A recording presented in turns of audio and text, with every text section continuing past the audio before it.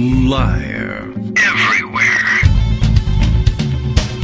On netrootsradio.com.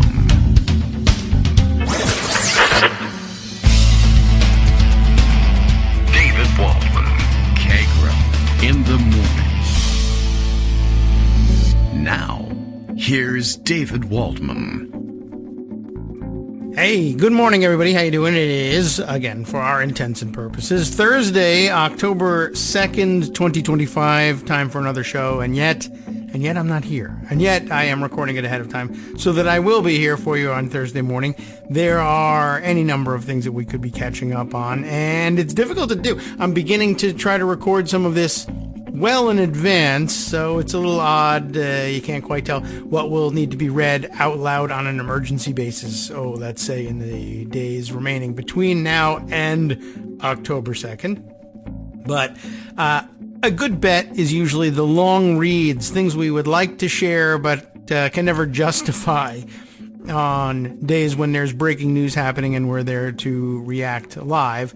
But plenty of good ones and plenty of things that are relevant to the news and will still be relevant to the news, I am sure, on Thursday as well, including, I guess what I'll do is start with something that I alluded to on Tuesday's show when we made some mention of John Solomon, and I said there's some long reads out there that would make good follow-up information on John Solomon, I think, and maybe today will be the day we'll cover them. The thing I'm thinking of is from Mother Jones, where William Brederman and Anila Mirchandani. It's not actually all that difficult. It just took a second to get my bearings. They've written this piece, again, for Mother Jones. It's the September-October 2025 issue. And so I don't know whether that came out in early September or in between the 2 months, and it's brand new, but it's the first time I've seen it. And relevant to, again, John Solomon's mention on Tuesday, which I can't remember the name of his news network, or fake news, I guess, network that he's put together.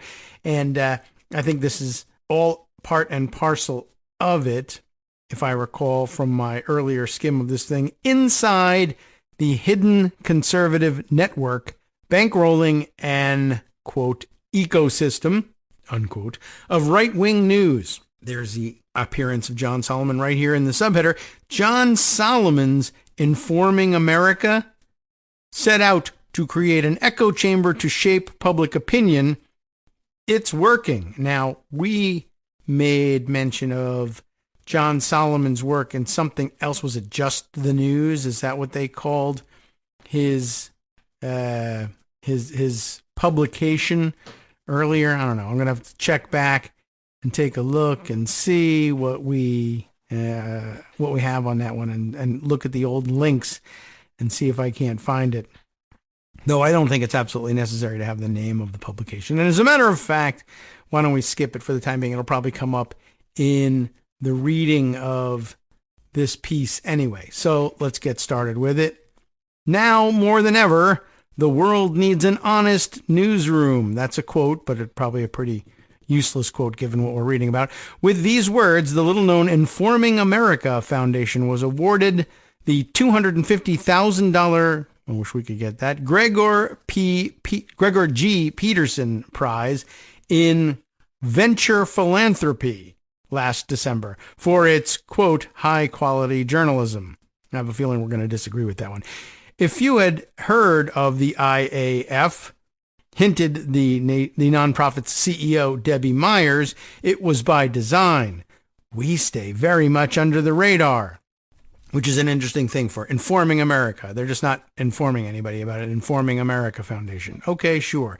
They stay very much under the radar, she said, accepting the prize at the 2024 annual summit of the American Legislative Exchange Council, ALEC, the corporate-funded group that works to advance conservative policies at the state level. IAF's goal, Myers explained, was to create an ecosystem of news. The group boasts of funding a network of thousands of platforms that have quietly shaped public opinion by stoking an array of right-wing conspiracy theories, From the alleged corruption of Joe Biden to the supposedly nefarious mission of the U.S. Agency for International Development, USAID, along with more recent attacks on critics of President Donald Trump. Myers, who once led Gingrich 360. Can you guess what that might be about?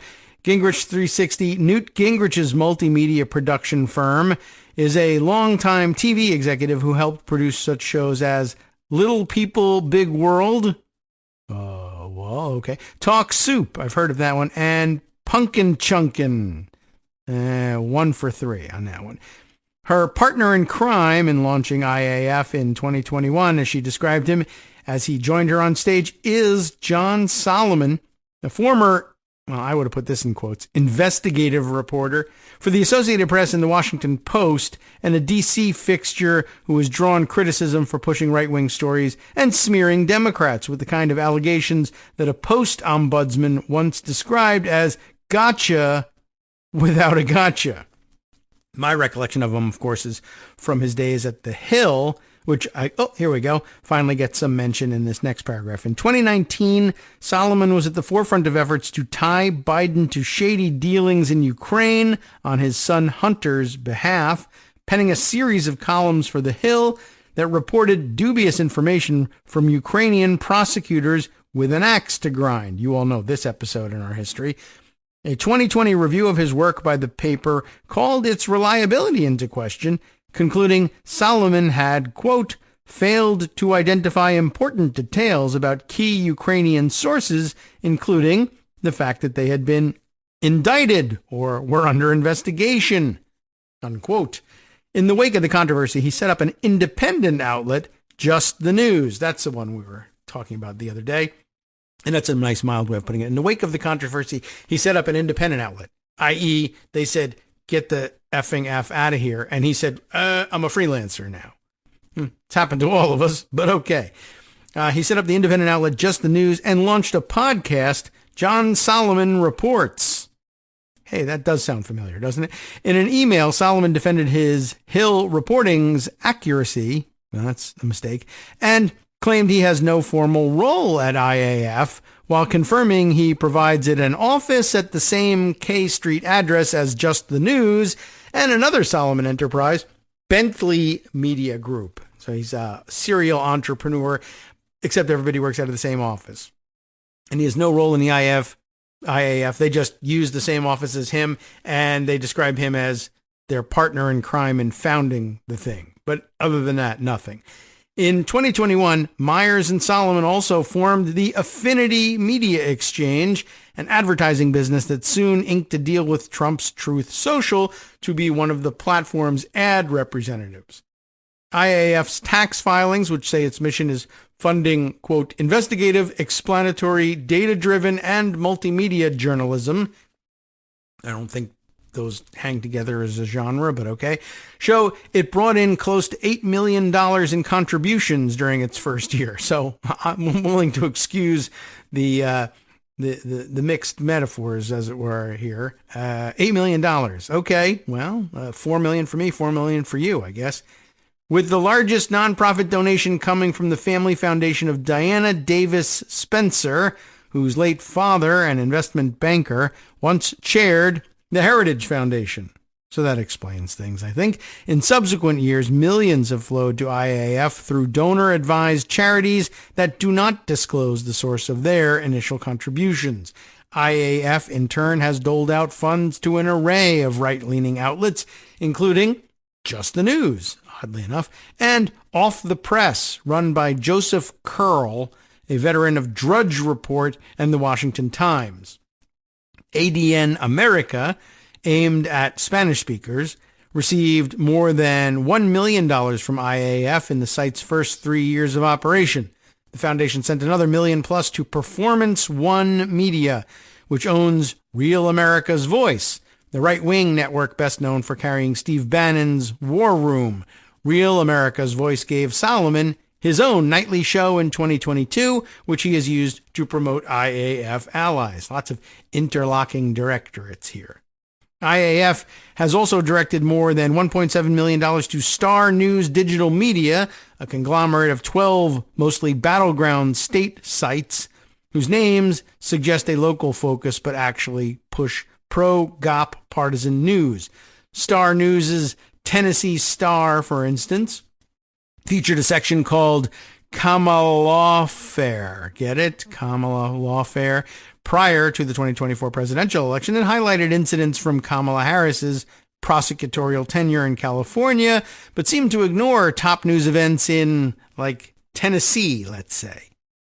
One day this past June, the home pages of Star News outlets in Pennsylvania, Ohio, Georgia, and Virginia looked almost identical, all covering transgender youth health care in California, New York City's mayoral race, and a Florida sheriff's threats against anti-Trump protesters. I guess here I'll clarify by saying the actual end of the sentence that I was reading before was that Star News' Tennessee Star featured the thing on Kamala Lawfare, yada, yada, but seemed to ignore top news events in the state.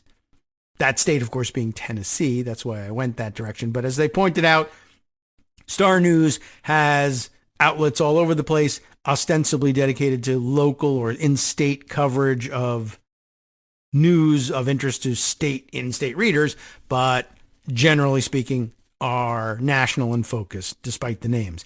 Media observers have dubbed such agenda-driven news sites as pink slime. I know we've heard that term. So named for byproducts added as filler to ground beef. Pink slime news is a growing phenomenon, according to University of Cincinnati journalism professor Jeffrey Blevins, rising as partisan interests take advantage of the devastated newspaper market. We saw these news deserts popping up, he says. It was very cheap to put in a website and say, okay, we're doing local news.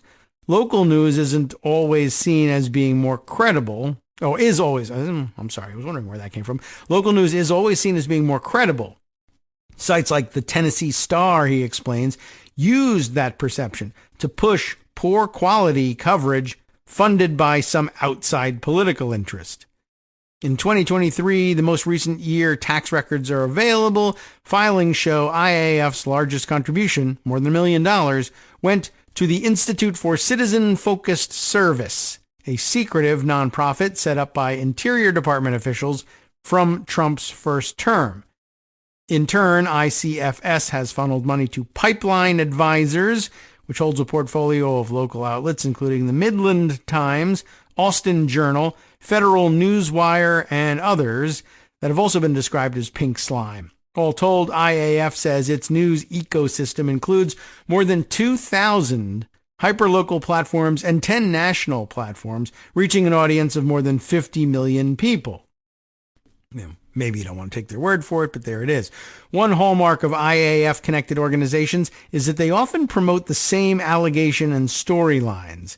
This is no accident. At the awards ceremony last December, Myers provided a glimpse into how IAF works, explaining that each morning the team gathers on a call to choose the stories that they believe the mainstream media is ignoring. I mean, I guess technically each morning Greg and I gather on a call to choose the stories that we believe the mainstream media is ignoring, except the ones we're saying the mainstream media is ignoring. We're not really saying it because we're, of course, very often reading the mainstream media's coverage of it, but critiquing it, maybe even suggesting that there are angles that the mainstream media, is ignoring. After hanging up, we amplify each other, she said, and get it to the hands of the American people. Dun, dun, dun, dun. Of course, Greg and I don't hang up, and then we amplify each other during the call, and we get it into the ears of some significant subsection of the American people. That's our methodology. Star News outlets regularly repackage Just the News articles. Just the News writes stories based on off-the-press coverage and vice versa. They do not disclose their financial links. For example, Just the News covered the 2021 launch of Off the Press without noting that either organization was funded by IAF. That actually recalls some early days Newt Gingrich techniques. is slightly different, but one of the things Newt Gingrich excelled in his earlier days in Congress, before he rose to the speakership or even to Republican leadership prior to 1994, was that he had a theory about the way you build things in the press. He would speak to the largest press organization that he thought would give him credibility, that would take him at his word and circulate a story. So, in the early days, you'd begin more locally and you'd pitch a story. And of course, the way Newt Gingrich would pitch something was horribly slanted. But if he could get them to run it from his point of view, he would then take that clip and go to a slightly larger outlet and say, these guys are scooping you on this story, and pretend that he was helping them out, and then get a larger and more credible clip, and then take that the next level up, until he could take it to the New York Times and Washington Post and others and say, why are all these small local papers eating your lunch on this story? And then they would then generate the story themselves, and he would build things this way. These guys are just saying, we're just covering it because Just the News is covering it. And Just the News says, we're covering it because Off the Press is covering it. Except they call one another ahead of time and tell each other what they're going to cover. So just as astroturfed as anything else. Solomon's podcast often features guests from the broader IAF universe, including Mike Benz, a right-wing influencer and former Trump State Department official whose attacks targeting USAID as a censorship octopus, somehow, whatever that's supposed to mean, helped fuel Elon Musk's crusade to feed the agency into the wood chipper. Benz, a one-time alt-right Twitter troll, has appeared on Solomon's show to rail against social media censorship and U.S. foreign aid.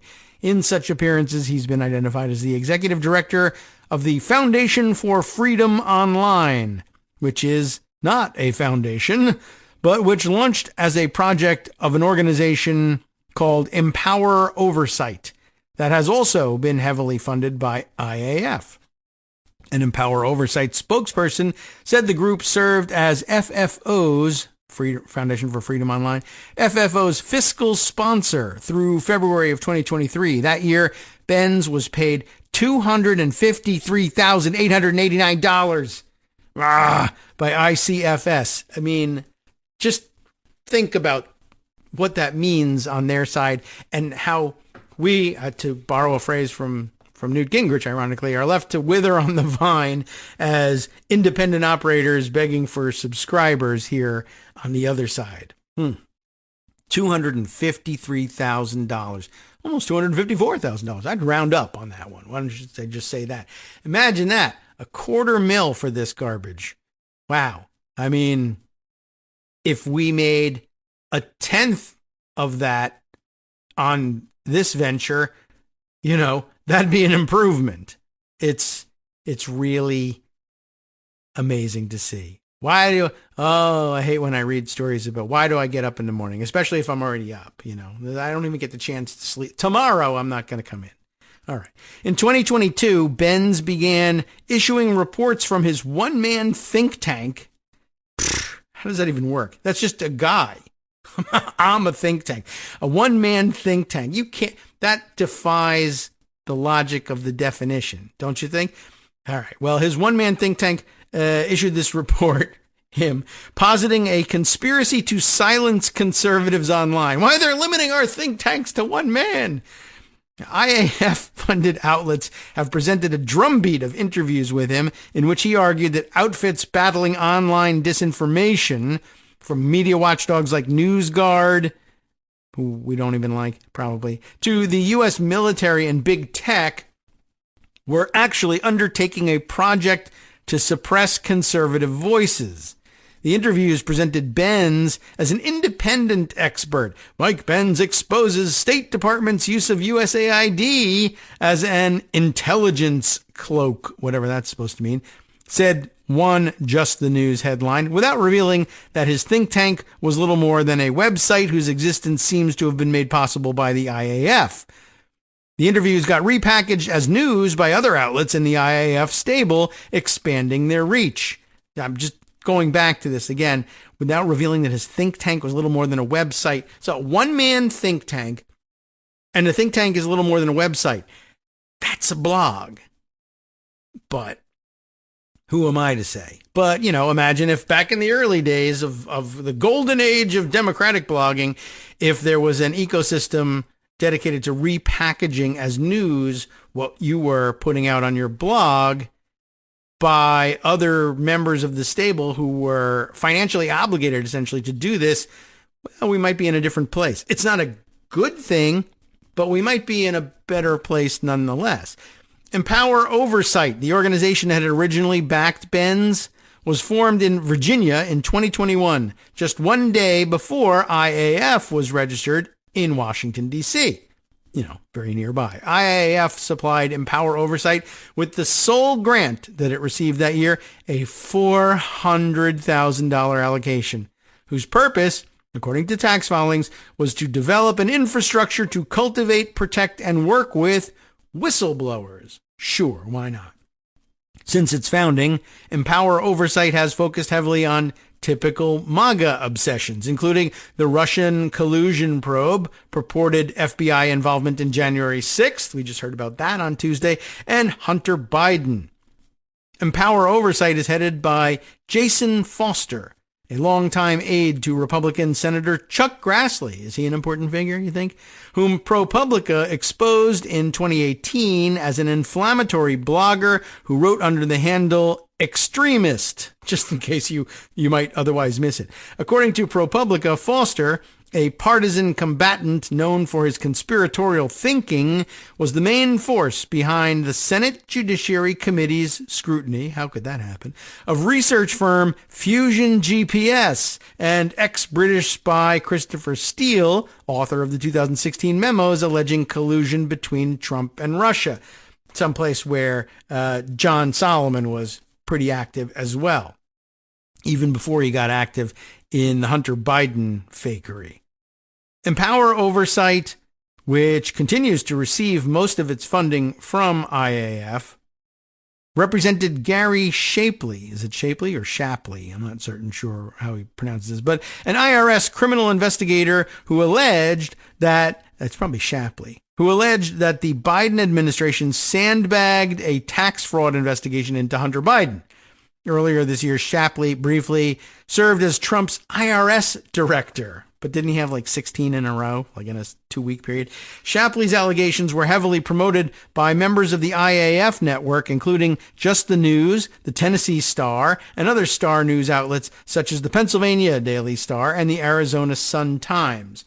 Now, I don't know if I remember this correctly, but it's a vaguely familiar name, Gary Shapley. And the fact that he was briefly Trump's IRS director, was he the one that got plugged in by Elon Musk, only to have Scott Bessent object and say, you can't name an IRS director from wherever the hell you are. I'm the Treasury Secretary. Nobody goes around the Treasury Secretary to name an IRS director. But I want to go and look that up. Maybe we'll be able to check that out during an upcoming break and figure out if it's the same guy. During the Biden years, Empower Oversight's work followed a familiar formula.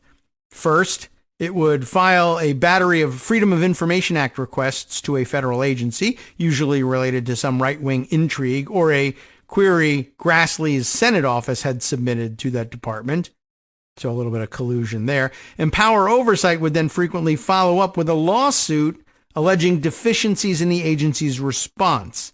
With the help of Solomon's Just the News, it turned routine records requests and civil complaints into a PR bonanza, while fueling a narrative that the Biden administration and its supposed deep state allies were suppressing information. That deserves dramatic music. That's a great play, and we've seen it done before by other actors. Judicial Watch does this all the time, right? So Grassley could write a letter saying, I demand this information. Empower Oversight files a FOIA request demanding the information. Just the News says both Grassley and Empower Oversight have demanded the information, but there's been no answer yet. It's been 5 minutes, but there's been no answer yet. What are they hiding? And then the other one, whatever it was called, would write, oh, this just in from Just the News. they're following Empower America and someone else's lawsuit, and it's a pile on from there. Well, Benz did not respond to our requests for comment and hung up when we called. He's arguably delivered the most impact for IAF supporters. In April, the State Department shuttered its Global Engagement Center, which focused on combating foreign disinformation, but which Benz had alleged was a government tool of anti-conservative censorship. Secretary of State Marco Rubio rewarded Benz with an exclusive interview announcing the move. The next day, Just the News announced that the Censorship Nerve Center had been shut down, and multiple Star News platforms dutifully signal-boosted the news. All cited Benz as merely a former state official, not actually explaining who he was. Now, there's a gigantic flowchart that has been included in here, and the source being the IRS and it's labeled, I think by Mother Jones, vast right-wing conspiracy. The Informing America Foundation has funneled millions of dollars from wealthy funders to conservative media platforms. Here's a portion of its sprawling network. And there's no way for me to take you through it in an efficient way in the radio platform, but you should have a look at it. It's all explanatory. Self-explanatory, I would guess. But this actually brings us to the end of the reading here. And yet just shy of our first break, if I have the timing here correct. Let's see.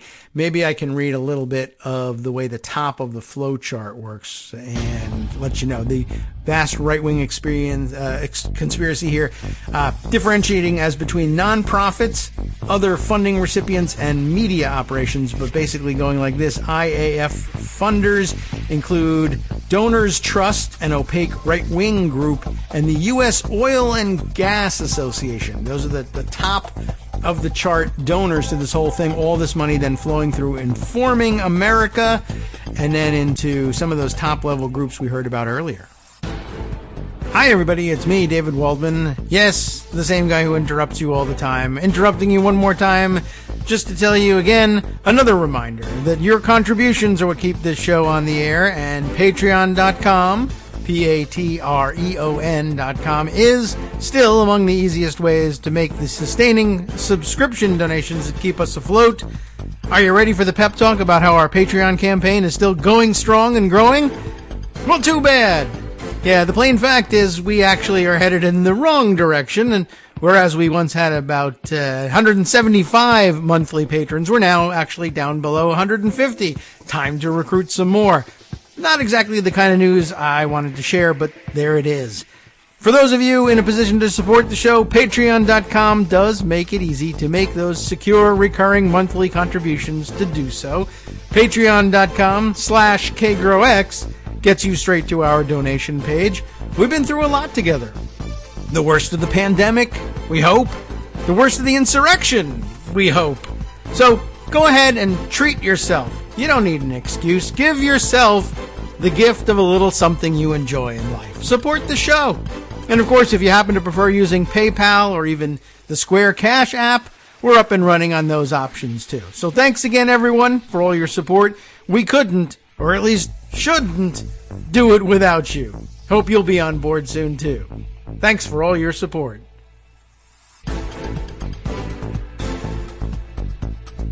All right, welcome back now to the Kagro in the Morning Show here on Netroots Radio. Hopefully we've timed this all right and we don't have to do too much editing to make this work with breaks on Thursday. As I said, we just got through the end of the Mother Jones piece, and there's this giant flow chart at the end, which maybe we'll call out some of the names to see if we recognize any of these outlets, and so that they're on the record and we keep an eye out for them if we ever run into them later on.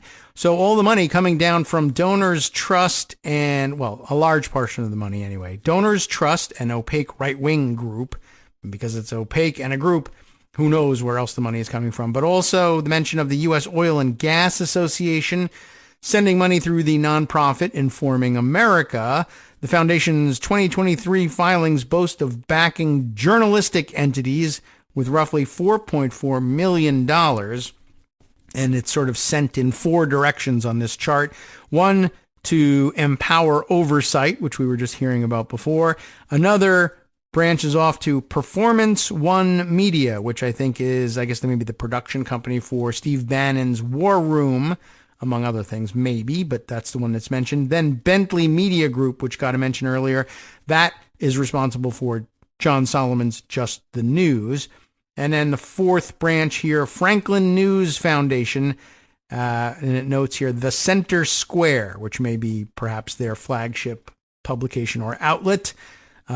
Empower Oversight and Franklin News Foundation, both designated here as nonprofits. The Performance One Media, War Room, Bentley Media Group / Just the News, both just designated as media outlets. That's where John Solomon and Steve Bannon get to pocket the cash in its entirety, and they don't have to redistribute it to anyone.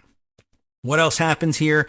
Empower Oversight flows down to the Institute for Citizen-Focused Service, previously mentioned, founded by ex-Trump officials.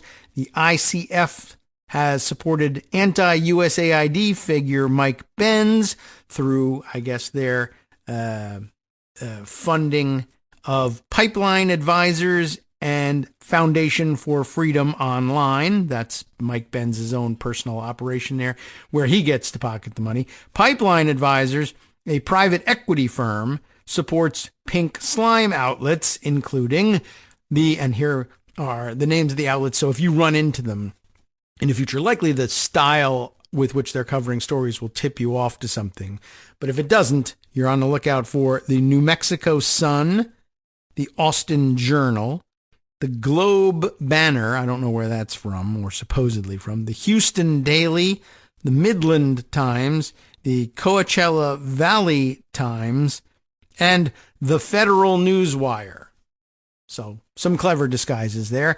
Now, on the other side of the ledger here, the Bentley Media Group and Just the News funnels down to Accuracy in Media. We've definitely seen them, a nonprofit group that I've heard of. Then down to, what are we talking about? Yellow. That's other funding recipient, Ulu Media. Never heard of this one. ULLOO. ADN's Gelit Frangella, a Cuban American refugee, owns Ulu. So I don't know whether that tells us anything. Gelit Frangella. I'm not certain who that is, but okay.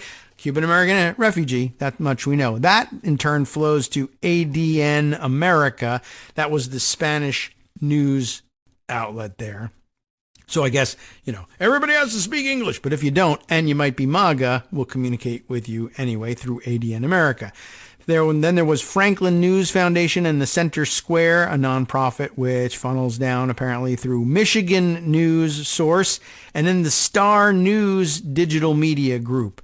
IAF has given $1.7 million to support these state sites, and among them are the Georgia Star News, the Arizona Sun-Times, the Wisconsin Daily Star, the Pennsylvania Daily Star, the South Carolina Sun, the Florida Capital Star, the Tennessee Star, the Connecticut Star, the Minnesota Sun, yes, Sun's a star, they love using stars, the Virginia Star, I don't believe I've ever seen it, the Ohio Star, and the Michigan Star, just so you know. Source of the information comes from the IRS. I'm sure it's been arranged in helpful order, though, by Mother Jones. And there you have it. John Solomon back in the news, and hopefully in a way that you can keep an eye on his comings and goings. But I guess ultimately he don't care whether he's watching you. He's getting $250,000 a year to do this stuff.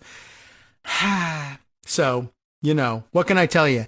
It is said that there's an operation that was under consideration, maybe had gotten launched, that considered doing the same or similar work on the Democratic / progressive side, although I don't know. Well, maybe it wasn't progressive side. Maybe that was the problem. There was a lot of talk about it and a lot of discontent over it, but I wasn't able to tell initially in just skimming through the information about it whether it was discontent because, hey, as much as we say we ought to be supporting a independent journalists who, are open to the Democratic point of view, when it comes right down to it, essentially, if you sponsor somebody, but then leave somebody else out, the somebody else who gets left out says, hey, this whole thing is unfair,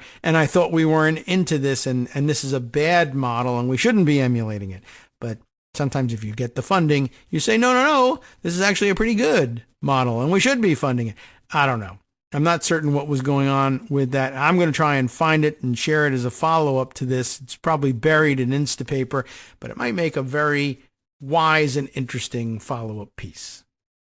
All right. Well, also, while I was away, I think I've fixed the sound issue that, as it turns out, when I examined the recording to see where we had gotten to, I heard there was this terrible buzzing sound. So I unplugged some things and plugged them back in again. So I think, my first test tells me that this actually helped. So now, without that distraction, I'll read you the piece that I was looking for. I found it. It's in Wired magazine, and it goes back a ways. It's an August 27th piece, something that I thought we might bring up and discuss, but I couldn't see where it was going to get us, except maybe frustrated at that point. And maybe it only frustrates us now, but I just thought I might add it to the mix. Taylor Lorenz is the writer. I'm sure you remember her. Writing here for Wired, a dark money group is secretly funding high-profile Democratic influencers. It's not me, but who knows? Maybe they're buying ads. I got no idea. Maybe it is me. An initiative aimed at boosting Democrats online, and don't we want that? Offers influencers up to $8,000 a month, which is great. It's not $250,000, but $8 million will make a living for you. 8 million. You think 8 million? I think I could scrape by an 8 million. $8,000 a month. Okay, fine. $8,000 a month up to 8,000, to push the party line. All they have to do is keep it a secret and agree to restrictions on their content. And that's the sort of thing that would make a lot of us uncomfortable, I guess. Probably including me. I don't know if I love keeping it a secret and restricting the content. Would I take it? I don't know. I mean, who's offering? What are they talking about? What do they really mean, keep it a secret? What do they really mean, restrictions? Let's find out, if we can. In a private group chat in June, dozens of Democratic political influencers discussed whether to take advantage of an enticing opportunity. It's a tough one. They were being offered $8,000 per month to take part in a secretive program aimed at bolstering Democratic messaging on the internet. But the contract sent them to them from Chorus, the nonprofit arm of a liberal influencer marketing platform, came with strings. Among other issues, it mandated extensive secrecy about disclosing their payments and had restrictions on what sort of political content the creators could produce. Doesn't sound like fun at the outset. In their group chat, influencers debated the details. Should we send a joint email with all of our email addresses, or are we just going to send things separately and hope they change everything for everyone? Lorenzo, a non-binary creator in Columbus, Ohio, with over 884,000 TikTok followers, asked the group. Okay. Some joked about collective bargaining. Any Newsies fans here? Eliza Orlins, a public defender and reality TV star known for her appearances on Survivor, posted on the group, "We're a union just by saying so." The influencers in the chat collectively had at least 13 million followers across social platforms. That's why I'm not there, I guess. They represented some of the most well-known voices online, posting in support of Democrats and their key to wherever the party moves next. Are they? Guess so. But ultimately, the group didn't make much progress. Reading through this revised Chorus contract, like you win some, you lose some, a reproductive justice influencer named Pari. So far, I don't know anybody. Pari, who posts under the handle Women in America, and I don't know whether that's on X or what. It's TikTok, I guess. Okay, I just scroll over it. Women in America responded later in the thread. I also think there's at least 4 other things that should change. little emoji there. But the vibe I got from their email was that there would be minimal, if any, changes. Lorenzo, Orleans, and Pari did not reply to requests for comment here for this article. I don't feel strongly about pushing, to be honest. TBH. Aaron Parnas. Okay, I've heard of him. Aaron Parnas, a Gen Z news influencer who has been called the Gen Z Walter Cronkite. Oh, I don't know. And has been lauded in legacy media outlets, posted to the chat. They aren't going to modify it anymore. Seems like a take it or leave it. Parnas, by the way, declined to comment. And yes, Aaron Parnas is Lev Parnas's son. I'm not wild about holding the kids responsible for their parents' positions. And of course, Lev Parnas has done a 180, as many people in and around the weird news sometimes do. But, before he pulled the 180, he was assisting Trump in trying to frame up Hunter Biden. I don't know if any of that rubs off. He seems to be, well clear of Trump world influence at this point, but grain of salt is all I'm saying. And it's not even Lev Parnas, okay? So, all right. I believe we are in stage 5, acceptance, Pari responded. Creators began signing on to the deal. For years, Democrats have struggled to work with influencers. In 2024, President Joe Biden's White House snubbed several prominent content creators after they lightly criticized the administration over its policies on climate change, COVID, Gaza, and the TikTok ban. And I think you can rightly criticize the damn round and round on the TikTok ban from any angle at this point. Content creators who challenged Kamala Harris, including Hassan Piker, again, these are not striking a chord with me, a well-known influencer on the left, were similarly unwelcome at campaign events. And if all this is happening at TikTok world, I guess that's why I don't know anything about it. I mean, it's not that they're not influencers. It's that I'm not in that world. I'm not moving over there. I should be. Paying attention to who they are, but I'm not. So they're not reaching me, but they don't need to reach me. Okay. After the Democrats lost in November, they faced a reckoning. It was clear that the party had failed to successfully navigate the new media landscape. I'm not helping them do that, I don't think. While Republicans spent decades building a powerful and robust independent media infrastructure, maximizing controversy to drive attention and maintaining tight relationships with creators, despite their small disagreements with Trump, the Democrats have largely relied on outdated strategies in traditional media to get their message out. Now, Democrats hope that the secretive Chorus Creator Incubator program, funded by a powerful liberal dark money group called the 1630 Fund, might tip the scales. The program kicked off last month, and creators involved were told by Chorus that over 90 influencers were set to take part. Creators told Wired that the contract stipulated they'd be kicked out and essentially cut off financially if they even so much as acknowledged that they were part of the program. Some creators also raised concerns about a slew of restrictive clauses in the contract.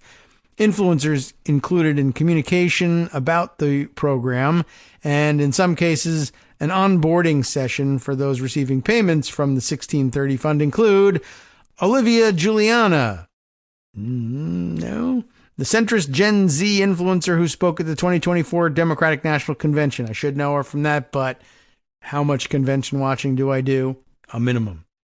Lauren Piretra, maybe Piretra, a former Playboy executive turned political influencer who hosts a podcast for Occupy Democrats. Nope.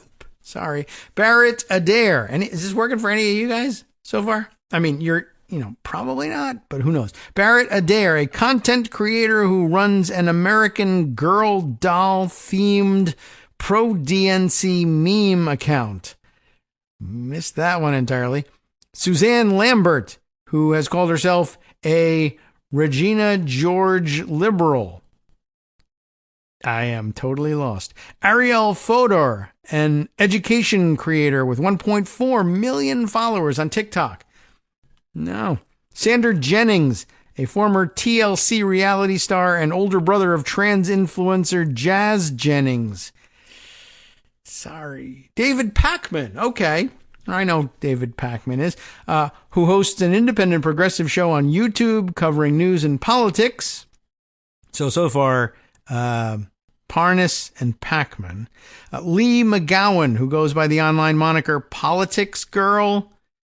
I mean, maybe I've come across that somehow, not on a daily basis. And dozens of others. The first two declined to comment. The rest did not respond to requests for comment. According to copies of the contract viewed by Wired that creators signed, the influencers are not allowed to disclose their relationship with Chorus or the 1630 Fund, or functionally that they're being paid at all. So for all you know, I'm lying to you the whole time, and I'm totally getting money from these guys. I'm just not allowed to tell you. Okay. Dozens of liberal influencers are believed to have been approached by Chorus about the 1630 Fund financing opportunity this spring.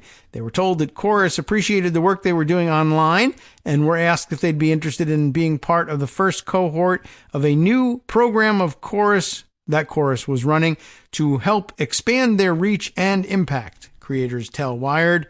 But following the initial outreach, many creators expressed concern about some stipulations. According to copies of the contract viewed by Wired, creators in the program must funnel all bookings with lawmakers and political leaders through Chorus. I see. So if you're having them on as guests, you got to run it through Chorus. Creators also have to loop Chorus in on any independently organized engagements with government officials or political leaders.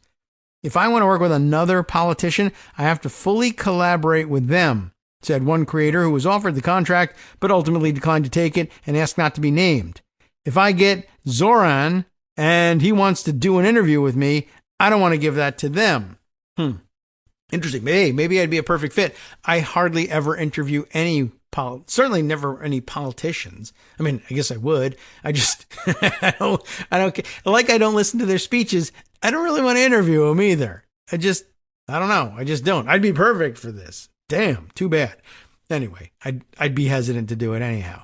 Creators in the program are not allowed to use any funds or resources that they receive as part of the program to make content that supports or opposes any political candidate or campaign without express authorization from Chorus in advance and in writing per the contract. And I'd probably accidentally at least violate that one. I don't know. By saying, hey, that's a good guy. I hope he wins his election. Oops. I mean, how do you get around dealing with that? The contracts reviewed by Wired prohibit standard partnership disclosures, declaring that creators will not publicize their relationship with Chorus or tell others that they're members of the program without Chorus's prior express consent. A screenshot from a slideshow was shared with Wired following this article's publication by Graham Wilson, a lawyer working with Chorus, that offers several talking points if a member of the cohort wanted to discuss Chorus publicly. They also forbid creators from disclosing the identity of any funder and give Chorus the ability to force creators to remove or correct content based solely on the organization's discretion if that content was made at a Chorus-organized event. Very complicated. What a headache. There are some real great advantages to housing this program in a nonprofit, Wilson said to creators on a Zoom call reviewed by Wired. It gives us the ability to raise money from donors. It also, with this structure, it avoids a lot of the public disclosure or public disclaimers, paid for by blah, blah, blah, blah, that you see on political ads. We don't need to deal with any of that. Your names aren't showing up on, reports filed with the FEC. Wilson did not reply to a request for comment before the article was published. It then notes, the Federal Election Commission declined to comment as well. The goal of Chorus, according to a fundraising deck obtained by Wired, is to build new infrastructure and fund independent progressive voices online at scale. I mean, that sounds good, right? The creators who joined the incubator are expected to attend regular advocacy trainings and daily messaging check-ins. Well, I had a sound effect that I was thinking of for that one, but it'll take me a while to find it. But it's this one. Not getting it either. Okay, too bad. Resume all. Are we going to get that at any point? I'm going to need this thing to actually work, by the way. Okay, well, Too bad. Boring. That's the one. And how boring was it for me to find the boring button? I hate sometimes making these podcasts. There's something about the way doing it or pre-taped rather than live. And soundboard doesn't always work. And, eventually I'm going to need that for my break music. Okay. Well, it does sound like, kind of a boring thing dealing with their daily check-ins. Those messaging check-ins are led by Cohen on rapid response days. Did I even find out who Cohen was? I've already forgotten because, well, quite frankly, boring. I guess so. All right. The creators who have to attend the at least 2 Chorus newsroom events, per month, which are events Chorus plans often with lawmakers. Did I miss something about the introduction of who Cohen, which Cohen we were talking about in all of this? Or was this just an editing mistake? I'm kind of scanning back and not really finding it. Okay, well, I hope that doesn't become too confusing later on. All right, trying to find my way back to where we were. That was a mistake to go looking for the prior identification. All right. So let's see. Elizabeth Dubois, an assistant professor and university research chair in politics, communication, and technology at the University of Ottawa, who has researched the ways influencers are reshaping the U.S. political system, says that we are seeing influencers being pulled into these dark campaigns or shadow campaigns where the legal aspect is murky at best. Sometimes it is actually clear that influencers are being used to, for example, evade spending limits, she says. And I think we need to remember that for democracy to thrive, we do need transparency around who is paying for political messages. Don Heider, Heider, I'll see if I got that pronunciation right, the chief executive of the Markula Center for Applied Ethics at Santa Clara University, or Santa Clara University, if you remember from Bend It Like Beckham. My goodness, how old am I? Says that the outlined restrictions violate ethical norms. If the contract for getting money from a particular interest group says you can't disclose it, then it's pretty simple. You can't take the money, he says. We're living in an era where a lot of powerful people have basically taken the rule book and thrown it out the window. Wilson maintained in a post-publication email that creators are free to work with other groups or take on other partnerships outside the Chorus program and say whatever they want as part of that work or on their own. It just becomes difficult, I think, to separate things, I'm sure. Keith Edwards, a Democratic content creator who has skyrocketed to fame on YouTube, probably, since starting his channel last year, was not invited to be part of the program, but believes that the way it is structured seemed predatory. He says that he would never agree to take part in a program that was run in secret or wouldn't allow him to disclose funding. What I don't understand is, why wouldn't you just donate to creators directly who have already built something and just need to put gasoline on the fire, says Edwards. Oh, over here. I'll take it. By the way, if anybody wants to pour gasoline on this fire, Democrats at least understand that the internet exists now, so that's good, but they still think influencers are just there to do a terrible direct-to-camera interview that no one watches, rather than just treating us like another form of media. The influencers offered the funding were given just days to sign the contract. That's uncomfortable. Which was essentially presented on a take-it-or-leave-it basis. At least one cohort was specifically told that they could not have their lawyers redefine it. Redline it. I was like, well, redefine it. You wouldn't want that, but redline it. You can't even have your lawyer look at it? Or at least can't offer any revisions to it based on that. All right, well, sure. Definitely, a red flag in my view. In the group chat formed to discuss contract negotiations, some creators discussed a clause prohibiting the disparagement of other creators.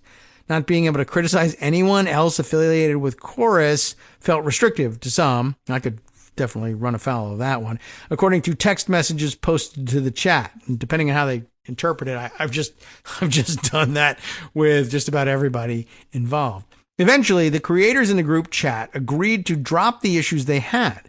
I don't think Chorus is out to screw us. Orleans, a creator who was offered $8,000 per month, said in the group chat, some influencers for Chorus Creator Incubator Program were offered as little as $250 per month. Why? According to one creator who declined to accept the deal, while others were offered membership into the Amplifier cohort, which provides up to $8,000 per month. The 1630 Fund has emerged as a powerful funder in democratic spaces in recent years. Its website notes that issues supported by the organization include economic equity, affordable health care, climate solutions, racial justice, voter access, and other essential social change goals. The organization was founded in 2009 as a liberal response to conservative dark money groups and organizations like the Koch network, and under Trump, it has soared. I didn't see it soar, but okay. 2009, eh? All right. In 2018, the 1630 Fund, was it always called the 1630 Fund? I don't know. Maybe that's it. Provided $141 million, wow, to more than 100 left-leaning causes in order to bolster Democratic support during the midterms, according to a tax filing obtained by Politico. In 2020, the fund distributed more than $400 million. Is that right? According to the organization's public tax filing, which Politico said was used in efforts to unseat then-President Donald Trump and Republicans' Senate majority. In 2022, the 1630 Fund spent $196 million backing state ballot measures on abortion rights heading into the midterms. That actually sounds like it went pretty well, right? That, according to NBC, just 4 donors accounted for close to 2/3 of the fund's revenue in 2023, according to its tax filing. The largest donor gave the group $50.5 million, with others donating $31.4 million, $21.8 million, and $13.6 million. Well, the 1630 Fund, which is not required to disclose its contributors, has for years been a major funding source for liberal and progressive causes and groups, including those that spend in elections, says Walker Davis, a research director for the open government group Citizens for Responsibility and Ethics in Washington. I've heard of them. Though their recent tax returns indicate that they have pulled back from the eye-popping sums they raised and spent in 2020, the organization is still one of the top spending politically oriented nonprofits in the country. Chorus, which is described in contracts reviewed by Wired as a project of the 1630 Fund that handles operations for the Creator Program, launched in November 2024 with ties to Good Influence, a for-profit influencer marketing agency aimed at helping content creators connect with social good campaigns. They're not calling me from there either. Good Influence was founded in October of 2020 by Stuart Perlmutter, the former communications director for Representative John Yarmouth of Kentucky. Time now for our break, though. We'll continue with this reading after this.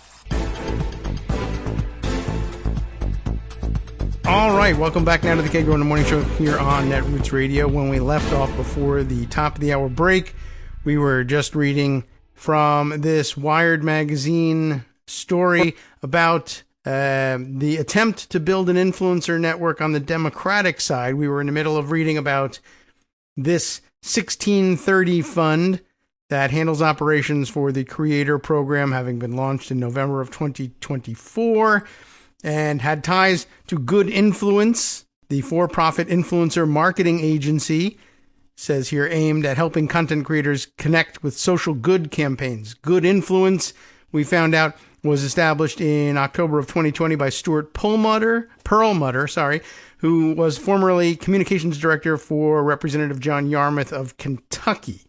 So, continuing on, it reads as follows. Seeing an opportunity after Kamala Harris's loss in last November, Perlmutter co-founded Chorus with Democratic influencer, there's the answer, Brian Tyler Cohen. That's the Cohen. I guess some editing must have, either I skipped reading his name somehow before, or maybe editing tricks have eliminated the first mention of Brian Tyler Cohen, who I have heard of, who has over 4.6 million subscribers on YouTube and leads messaging check-ins for the Creator cohort on rapid response days. According to records reviewed by Wired, Chorus claims that its initial Creator cohort has a collective audience of more than 40 million viewers, with more than 100 million weekly viewers, and that the organization has hundreds of creators signed up and ready to amplify messaging. I've spent most of my career Researching right-wing media and sounding the alarms about the collapse of our old information environment, Ellie Langford, the director of programming at Chorus, said on a Zoom call with dozens of creators in June, "Our political systems haven't been able to figure out a real solution, and I've been really excited to see you all treading the path forward. I deeply, deeply believe that the work you all are doing is what's going to make the difference in supporting and frankly resuscitating our democracy." Already, creators in the program are creating content together. In a new weekly series titled Good News in Politics, 6 creators in the program shared a collaborative video running through political wins. Follow these creators, bringing you hope instead of doom scrolling. That would be Sander Jennings, E. Orleans. We had the Orleans mentioned earlier before. Jess Craven 101, Tono Latino, Gemma Talks, the Z Activist, and I guess all of that together. Those are the guys who've been working together on the Political Wins podcast. While some creators have been eager to work with Chorus, others distrust the organization. This spring, Chorus faced a wave of backlash from prominent content creators whose images were included in the firm's fundraising decks, but without their permission. I was included on some of Chorus's decks, like, "We have access to V," when you do not, said V. Spehar, I think, Spehar, a liberal content creator with over 3.5 million followers on TikTok. TikTok is the place to be, guys. Except it's been sold now and it's going to be turned into a MAGA hub. So you're going to have to find a new platform. Following the publication of this article, by the way, can I suggest that platform, everybody move to Netroots Radio from TikTok. Abandon it and start podcasting on Netroots. That would be fun. That would be a great thing. All right. Well, anyway, following publication of this article, Wilson said that there is no record of V being included in any Chorus materials, nor being named as part of the effort. So you tell me what's going on there. The faces of several well-known influencers were featured prominently on the Chorus website beneath the giant donate button. However, users who clicked the button were taken to a fundraising page for Chorus instead of anywhere their dollars would go directly to the creators featured. I see. So it was donate, but donate to Chorus, not to any of these people whose pictures were featured. Not surprising, though, really. Progressive YouTuber and former Media Matters staffer. It's Kat, how does she pronounce her name again? Who's running for Congress. This is funny because it sticks in my mind. It's a long name, and it's Abu Ghazala is, I think, how she says it. And you may remember that I was trying to mnemonic it through by, saying it sounds like a vuvuzela. You remember those plastic horns from the World Cup when they hosted it in Brazil a million years ago? It's not a million years ago, but a vuvuzela, Abu Ghazala. Well, it's not like that. It's Abu Ghazala, I think. Okay. Well, anyway, progressive YouTuber and former Media Matters staffer, Kat, who's running for Congress in Illinois. You don't think I'm going to try it again, do you? Abu Ghazala, who's running for Congress in Illinois, so probably can't be involved with this network as a congressional candidate, was, though, pictured on Chorus's website and included in fundraising decks without her consent, which would have probably gotten in the way of her congressional disclosures. That's not so cool. She asked that her image and name be removed and no longer used for fundraising purposes. Spehar and other content creators have accused Chorus of attempting to establish themselves as gatekeepers to democratic political leaders. What we need is for people to invest in independent media, and that doesn't necessarily mean investing in a consulting group that is going to become a middleman for independent media, says Spehar. And I can see why they may think so. Several influencers who doggedly defended Chorus throughout that controversy, including Elizabeth Booker Houston, a Democratic comedian and content creator on Instagram, and Ali O'Brien, a progressive creator with more than 600,000 followers on TikTok, were involved in membership talks for the highest paid tier in the new Creator Incubator program. Still, some creators heard about the 1630 Fund and Chorus funding initiative and applied to join. So there's some of that, too. One creator named Chesco, who goes by the Speech Prof online, and that, too, this one an Instagram handle, applied to join the program because he viewed it as an opportunity to get across to people who have funding or backing and actual research that I could use, he says. Ultimately, he wasn't accepted and received an email on June 26 rejecting his application. That's unfortunate. We are planning to bring more creators into the incubator program in the near future, Chorus wrote. The structure of the program highlights the vast differences between how Democrats and Republicans attempt to amass online influence. Republicans have spent decades building up a powerful independent media ecosystem though the right-wing influencer world is far from transparent. In September 2024, a federal indictment, in fact, alleged that the Russian state-sponsored network RT was covertly providing millions in funding to Tenet Media, a company working with major right-wing influencers, including Benny Johnson, Tim Pool, Dave Rubin, and Lauren Southern, two of whom I've heard of there. So we've got a better batting average with the conservative influencers than I've had with these Democratic ones. In 2024, the National Republican Congressional Committee, that's the Congressional Committee, I didn't just want to muddle my way through all of that, spent nearly $500,000 on work with Creator Grid, an influencer marketing company whose website says it, quote, connects Republican candidates with the internet's most powerful conservative influencers, unquote, according to analysis of campaign finance filings from the Washington Post. Okay. Stephen Buckley, a digital media sociologist at City St. George's University of London, says that these sorts of programs have been happening in the right wing for ages, but Hader, H-E-I, not H-A-D-E-R, said that the structure of the 1630 fund deal raises the question, is it ethical to match the tactics of your opponents? Always a good question. The Democrats appear to have no real counter to this system. Democrats missed the next generation of media, says Brendan Gahan, co-founder of influencer marketing agency Creative Authority. Historically, they owned Hollywood, but this next generation of influence is digital, and they've miscalculated that. I don't think they feel comfortable in arenas where they lack control.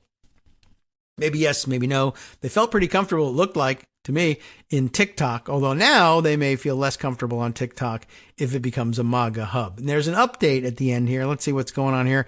Following the publication of this article, Graham Wilson of the Elias Law Group, whose participation in a Zoom call was reported upon, and who did not respond to Wired's pre-publication email requesting comment, reached out to Wired on several points. They were included in the article as we read it.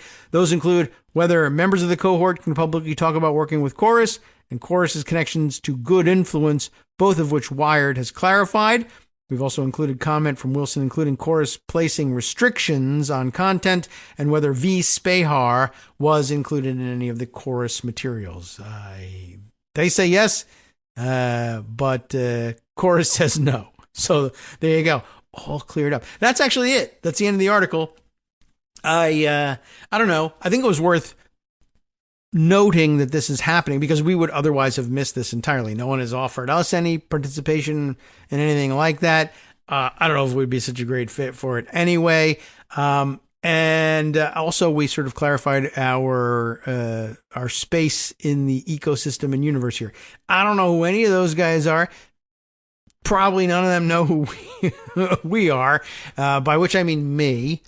And I don't know. We seem to be talking past one another all the time. I just have no idea what I'm curious though. I may go out and try and take a look and see what kind of content it is that they're creating. Maybe it's useful to us. Maybe it's something we cross promote, or I find usually that the top, most popular creators of content on that kind of format just aren't on the same wavelength, I guess. Although the ones I've heard of, Parnas, Pacman, and Abu Ghazala, are all, putting together reasonably high quality content.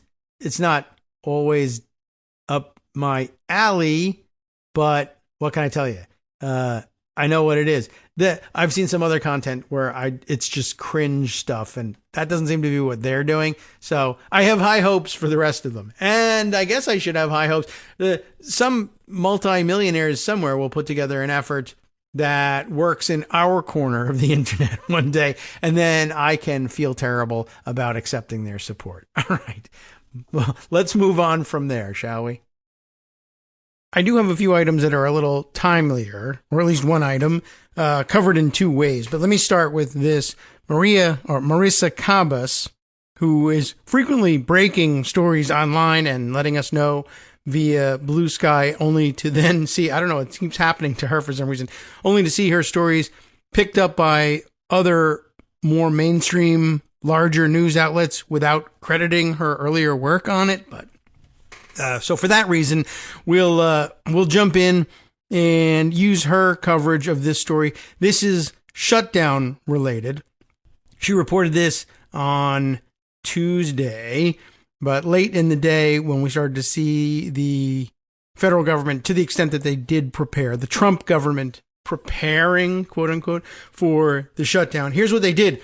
Her headline is Trump mandates all federal agencies send email blaming Dems for potential government shutdown. And the subheader says the workers call this partisan email a vile slap in the face. I'll let her tell you how this thing went here. As the federal government teeters on the brink of a shutdown, we are now in the shutdown. Or when I recorded this, we were in the shutdown. Maybe a miracle occurs before this thing airs on Thursday. Workers across many federal agencies received identical emails. We did mention this, I think. Identical, right? Identical emails late Tuesday afternoon blaming Democrats for this possibility. The Handbasket, that's Marissa's publication, the Handbasket was the first to learn that the message was mandated by the White House Office of Management and Budget, the OMB, via an intra-agency email to leadership and enforced on a subsequent call. And there was one clear stipulation: absolutely no modifications to the language. Very interesting. At the time of publication, and again, this is back on September 30th, Tuesday, I was able to confirm at least 16 federal agencies had received the OMB email ahead of the midnight funding deadline, including the Department of State, Health and Human Services, and Interior. Here below is the text of the message shared with me by numerous federal workers alarmed by its contents. And there's a little bolding in here, the emphasis being Marissa's. President Trump opposes a government shutdown. He doesn't. And strongly supports the enactment of H.R. 5371, which is a clean continuing resolution to fund the government through November 21st and already passed by the U.S. House of Representatives. Now here, bold, unfortunately, Democrats are blocking this continuing resolution in the U.S. Senate due to unrelated policy demands. If congressional Democrats maintain their current posture and refuse to pass a clean continuing resolution to keep the government funded before midnight on September 30th, 2025, that did happen, federal appropriated funding will lapse. Then, not bolded here, but continuing on with the email, which was identical to everybody, a funding lapse will result in certain government activities ceasing due to lack of appropriated funding. In addition, designated pre-notified employees of this agency would be temporarily furloughed. PL, Public Law 116-1, would apply. And most federal workers by now, unless they're brand new to the job, and most new employees who were probationary were fired by dodgy anyway, they all know this routine and they know what happens. Now, some more bolded text here. The agency has contingency plans in place for executing an orderly shutdown of activities that would be affected by any lapse in appropriations forced by congressional Democrats. Then finally, further information about those plans will be distributed should a lapse occur. Now, done with the email, Marissa picks up the narrative again. The marching orders went out to agencies leadership via email at 1:30 p.m. Eastern Time. a government source confirms. Then, on a 3 p.m. intra-agency call with around 300 participants, a member of OMB leadership reinforced the mandatory nature of the note and stressed that no modifications could be made to the message. During any other period of recent American history, this email would have been deemed a flagrant violation of the Hatch Act. The law was passed, according to the U.S. Office of Special Counsel website, quote, to ensure that federal programs are administered in a nonpartisan fashion, to protect federal employees from political coercion in the workplace, and to ensure that federal employees are advanced based on merit and not based on political affiliation, unquote. In the past, federal workers could be reprimanded for something as simple as a political social media post. But if the past 8 months have shown us anything, it's that this administration feels unencumbered by the law. Well, the law in general, but certainly that law. But yeah, she writes, unencumbered by the law. And that could go either way. I don't know whether she means the Hatch Act or the body of all of our laws. Probably both. In my years here and several shutdowns, I've never seen anything remotely partisan in the lead up to a shutdown. One federal worker told the Handbasket, "This is abhorrent. As federal workers, we take our duty to the public very seriously. This email is a vile slap in the face, shutting down needed public services to score political points and scare public employees."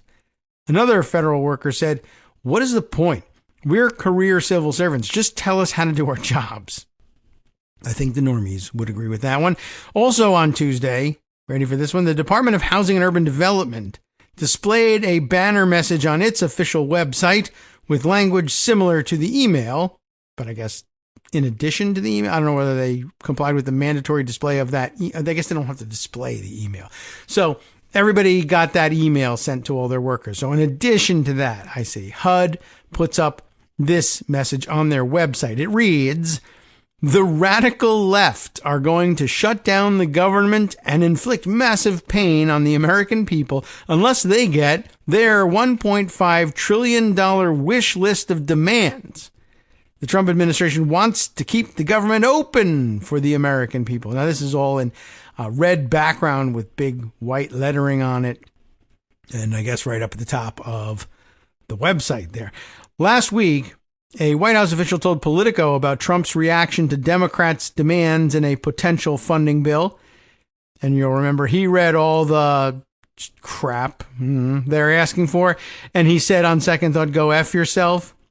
The official also said, "We're going to extract maximum pain, and the Democrats, quote, will pay a huge price for this." That campaign of pain has now gone into overdrive with mere hours left for Congress to reach an agreement that avoids a shutdown. Too late for that now, of course. Trump told reporters in the Oval Office Tuesday afternoon that despite the fact that Republicans control both houses, the Democrats want to shut it down. So when you shut it down, you have to do layoffs.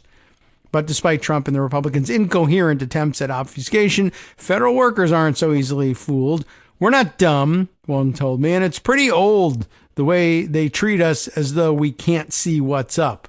All right, pretty old. I don't know if I would have gone with that, but all right, very interesting. I mentioned also that there was another angle of coverage on this one, and I think I picked it up from, I'm scrolling for it, HuffPost. Generally taking the same tack on it, but I thought I would take a look at how they put it here. Federal workers receive emails blaming Democrats for government shutdown. The Trump administration is brazenly flouting ethics guidelines as it tries to pin the shutdown on the Democratic Party. This is, get the pop-up out of the way, Dave Jamieson for HuffPost. Workers at several federal agencies, of course, received this email from their leaders late Tuesday blaming Democrats in Congress for the government shutdown, a clear use of government resources toward political ends by the Trump administration. President Trump, it's in the messaging. President Trump opposes the shutdown. This is all your fault, et cetera, et cetera. HuffPost confirmed the identical email went to employees of at least 3 agencies. And guess what? They're the same agencies that Marissa mentioned. But they also confirmed it, so good for them. It's normal for a government agency to try to prepare employees for the possibility of a government shutdown. That is true. It is not normal for agency leaders to blame one party or another through official communications to workers or the public due to restrictions against political activities by federal employees. Then again, the Trump administration does not hold itself to the same government ethics guidelines as its predecessors. Earlier Tuesday, the Department of Housing and Urban Development posted their banner message, which Marissa also already told you about. I don't mean to imply necessarily that the HuffPost is pretty much rehashing the same coverage, but they are. Donald Sherman, the executive director and chief counsel of the watchdog group Citizens for Responsibility and Ethics in Washington, told HuffPost on Tuesday that no agency should ever send such a message. He said it clearly violates the standards of ethical conduct for employees of the executive branch, if not the Hatch Act, which restricts political activities in the executive branch. The standards of ethical conduct state that employees must, quote, act impartially and not give preferential treatment, while the HUD message conveys a clear disdain for progressives. It's hard to imagine a worse message coming from a government agency than this, but this is certainly consistent with an administration that makes enemies lists, Sherman said. The federal government shut down early Wednesday, as you know, without any clear signs of when the White House and Congress would reach a funding agreement. Senate Democrats, who are in the minority but hold enough seats in the Senate to filibuster, but that's not what they did, are demanding Republicans extend federal subsidies for people who get their insurance under the Affordable Care Act. And of course, with good reason, those subsidies, if they are eliminated, your premiums skyrocket. This is one of those places where you actually can see 1,500% changes in the price of things, unlike price cuts. Meanwhile, the Trump administration has warned that it will use the shutdown as an opportunity to fire more federal workers. We're doing well as a country, so the last thing we want to do is shut it down, but a lot of good can come from shutdowns. We got rid of a lot of things that we didn't want, and they'd be Democrat things, or we'll get rid of. All right, Trump said on Tuesday, and now I get to fight the background noise, whatever that is, outside of the studio walls. Good time for me to do a little recording break and wait for some better conditions. All right, well, that's better. Now we have some better conditions to read this bit. Let's see what we can squeeze in before the break. A look back at the Lisa Cook situation. Supreme Court allows Lisa Cook to remain at Fed for now. The justices deferred a decision on the president's efforts to oust Ms. Cook and instead set oral arguments in the case for January. Anne E. Marimo is the reporter on this for the New York Times, and it is what it is. SCOTUS on Wednesday declined to allow President Trump to immediately remove Lisa Cook from the Federal Reserve Board, saying it would instead review the administration's efforts to oust her and reshape the central bank at oral arguments in January. Top former Fed and Treasury officials and Ms. Cook's legal team had warned the Supreme Court that permitting Mr. Trump to fire her while litigation over her status was underway, as they have done with so many other agencies, would spur economic turmoil and undermine public confidence in the Fed.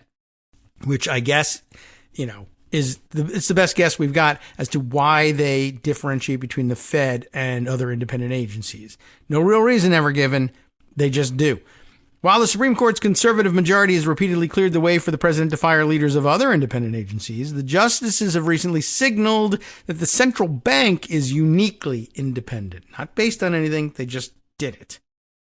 In its two-sentence unsigned order on Wednesday, the court deferred ruling on Ms. Cook's status until after it heard arguments in the matter in January. The decision to take up the case means the justices will confront at least three testing cases, testing Mr. Trump's policies in their new term that begins on Monday. The court is already set to review some of the president's most sweeping tariffs and his ouster of a leader of the Federal Trade Commission. The legal battle over Ms. Cook's firing has major implications for the central bank and its ability to set interest rates free from political interference.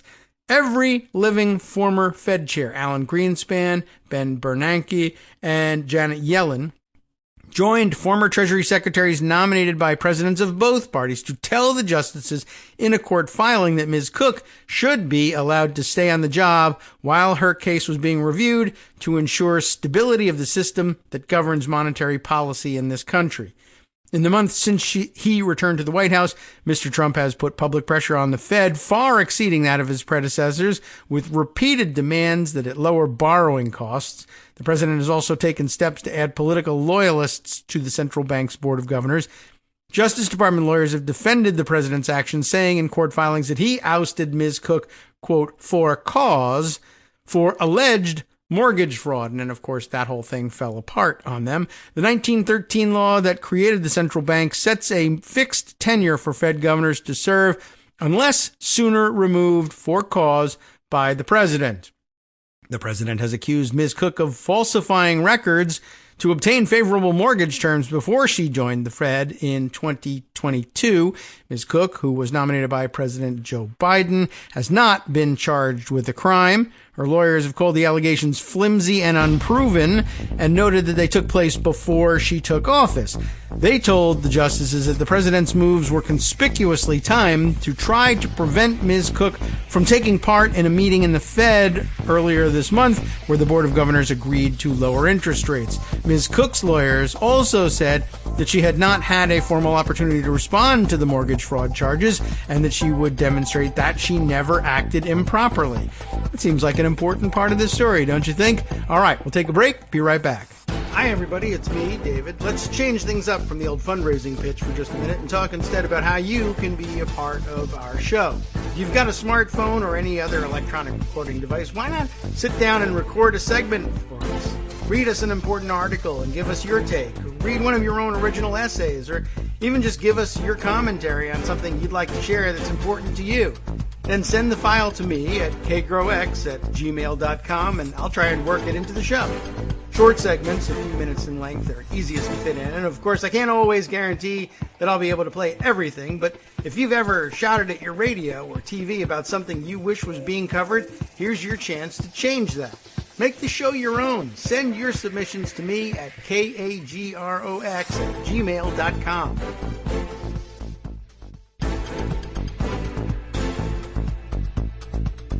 All right, welcome back now to the Kagro in the Morning Show here on Netroots Radio. We left off by noting in this New York Times piece, which reports that the Supreme Court has at least temporarily put a hold on things and is allowing Lisa Cook to stay on at the Fed pending their review of the case in oral arguments in January. This was an important point. I think Ms. Cook's lawyers had noted that she has not had a formal opportunity to respond to the mortgage fraud charges. But remember, not only are they falling apart, but she's had no opportunity to respond, no due process, no nothing. Trump, though, insists that his dismissal of her from his dismissal of her, from the Fed board is for cause, just with no due process whatsoever involved, and also the cause is false. But, other than that, I'm sure everything's fine. So, Mr. Trump, it notes here, is the first president to try to remove a governor in the Fed's 111-year history. I'm breaking records. Accepting the president's justification for firing Ms. Cook, her lawyers told the justices, would eviscerate the Federal Reserve's longstanding independence, upend financial markets, and create a blueprint for future presidents to direct monetary policy based on their political agendas and election calendars. In response, Solicitor General D. John Sauer said in court papers that Congress did not limit the president's removal power over the Fed to only certain causes or require him to follow specific removal procedures. So maybe there's no process due at all, is what Sauer is saying. In Ms. Cook's case, the president removed her for what he has characterized as, quote, deceitful and potentially criminal conduct in a financial matter that Mr. Trump says makes her unfit to serve on the Fed's Board of Governors. Mr. Sauer also rejected concerns that removing Ms. Cook while litigation continues would cause economic turmoil. Recognizing the president's power to remove governors for apparent financial misfeasance would not compromise the Federal Reserve's policy independence, nor would removing Cook on that basis usher financial markets disaster. Mr. Sauer wrote, usher. Just usher. Usher in, usher forth, nothing. Just usher. The imperative for the Fed to operate independently, he added, in no way depends on shielding governors from the consequences of such misconduct, which may or may not have happened. A judge on the U.S. District Court for the District of Columbia ruled this month that Mr. Trump had not met the standard under the 1913 law to remove Ms. Cook for cause. The judge said the president could not oust her for conduct unrelated to her duties and that it occurred before she joined the Fed. A divided three-judge panel of the U.S. Court of Appeals for the District of Columbia also sided with Ms. Cook, finding she had not received sufficient or due process. Justice Department lawyers told the Supreme Court that Ms. Cook was given sufficient process because the president publicized the allegations against her on social media and waited 5 days before formally trying to remove her. So, as you know, the founders said, oh yeah, social media, that's okay. Now, the founders would have had nothing to do with the Federal Reserve Act, but certainly the framers of the Federal Reserve Act likely didn't anticipate firing by social media either. In targeting Ms. Cook, the president alleges she claimed that both a property in Michigan and a property in Georgia would simultaneously serve as her principal residence. Ms. Cook cited news reports in her court filings detailing a set of financial records, a preliminary loan estimate from a credit union that classified the Atlanta residence as a vacation home. So there are some real material discrepancies of fact to be settled here. There's no business having the Supreme Court involved in that aspect of things. But I guess they want to get involved in, well, is this due process? And I don't know. Is there anyone who can tell us any reason why the plain letter of the 1913 Federal Reserve Act ought to be abrogated in this? If not, can we just do it anyway? Yeah, maybe they want to consider doing that. But apparently they don't because, of course, they have stock portfolios. So, all right, we'll see whether they come up with any real differentiation between the Fed and anything else other than my 401k will go in the tank if we start firing Fed governors. But maybe that's all there is to it. We just don't know yet.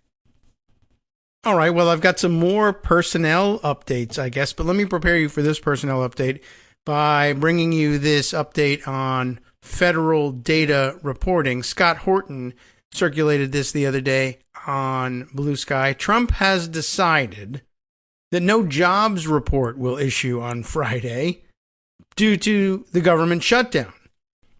Unless they solve it. But we hope that they don't. And why? Well, it turns out there's a completely different reason for not issuing a jobs report on Friday. That report will, when issued, be catastrophically bad. And that, I guess, is the reason. He is referring to a clip circulated by Aaron Rupar from CNBC, wherein their anchors are reporting on what they are expecting. The early view of this stuff from the ADP data says, very disappointing. It's a weak number. This is private sector jobs for September. The total comes in at negative 32,000. And that was a surprise because economists were looking for an increase of 51,000 jobs. So no, way off. Also, the revision was not good. August now showing negative 3,000 new jobs compared to the initial read of 54,000 jobs added. So they thought that they had increased private payrolls by 54,000 in August. Guess what? The real data is no, 3,000 jobs were lost. So it comes in an opportune time because the White House appears to have had a change of heart, if you can believe it. You'll recall that we were all dismayed to find out that we were going to be stuck with the former, Heritage Foundation, allegedly their economist E.J. Antoni, as the new BLS head. Then we, of course, found out that, E.J. had spent his time very poorly online prior to getting this nomination and had all sorts of, horrific, wildly right-wing, crazy, and misogynistic posts, apparently, all over social media. But that usually doesn't bother the Trump administration either. But what if you suck at your job and you can't, no matter how hard you try, make good numbers for the Bureau of Labor Statistics? Well, that might be a reason. Well, the Washington Post reports it this way. White House withdraws controversial pick to lead Bureau of Labor Statistics. The subheader says the statistical agency has lacked a leader since Trump fired its commissioner over a weak jobs report in August. Now, the jobs report for August has gotten even worse since then, but, whatever. Lauren Cowrie-Gurley, I hope I'm pronouncing the middle name there correctly. Lauren, Emily Davies, and Andrew Ackerman are the authors of this piece in the Washington Post.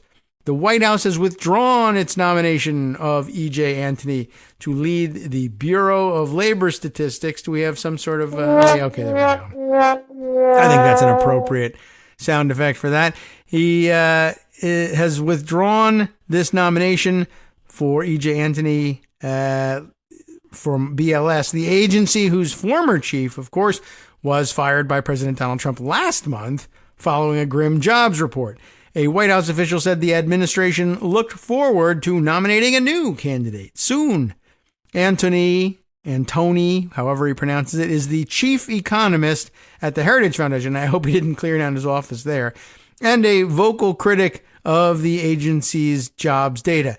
I'm sorry, let me revise my statement. I hope he actually quit and gave everybody at the Heritage Foundation the finger and set the place on fire on the way out the door.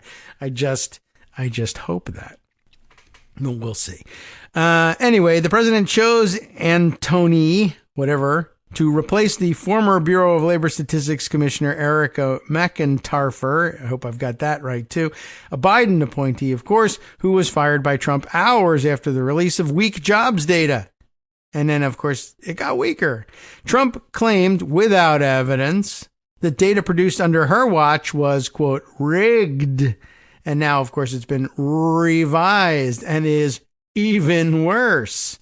So, pretty much everything you ever expected from this clown show.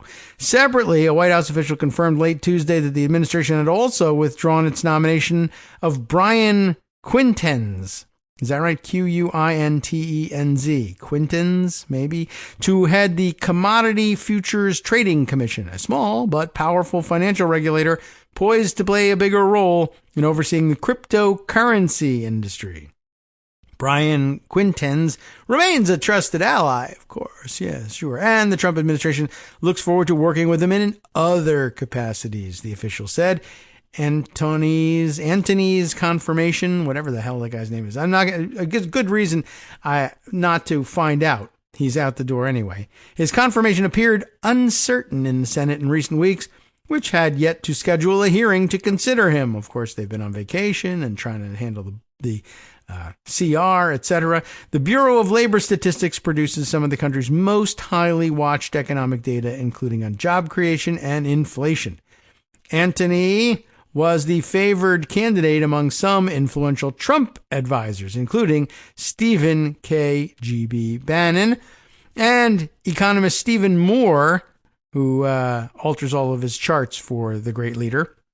But his nomination drew criticism from Democrats and both liberal and conservative economists because of his partisan views and lack of experience.